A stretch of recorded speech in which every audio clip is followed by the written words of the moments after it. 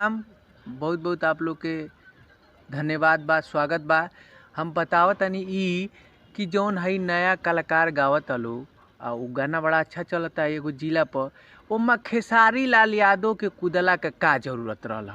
अब उ गाना गई हैं तो उनके अलावा केहू सुनी ना। बेचारा छोटकन का के सुनी हैं, बेचारा मेहनत करके अब बड़का बड़का बात करी लो कि भोजपुरी इंडस्ट्री में नए लोग आएंगे, नए चेहरे आएंगे तो भोजपुरी इंडस्ट्री का विकास होगा, ये होगा।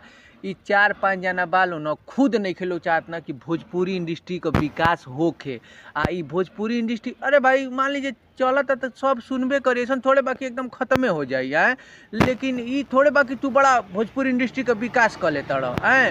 अपनी बड़ा जा खा मोटाइल बड़ा जा अपनी तो लोग के अनुसार कहानी लिखा जाता उ बा। तो लोग नया लोग आई तो नया पर्सनालिटी का लड़का आई तो नया बढ़िया तो सब ओकरियो हिसाब से लिखाई तो ओकरो मतलब लोग ऊपर रुझान ले कुछ नया लड़का आई तो बड़ा बढ़िया बढ़िया अइता सब। लेकिन तोहन लोग 2-4 जना बड़ा जा गौदा ठीका ले ले बड़ा जा पूरा भोजपुरी इंडस्ट्री का है। आ खुद नहीं खजा चाहत कि दूसर के हुआ बड़का बड़का ज्ञान बट बजा।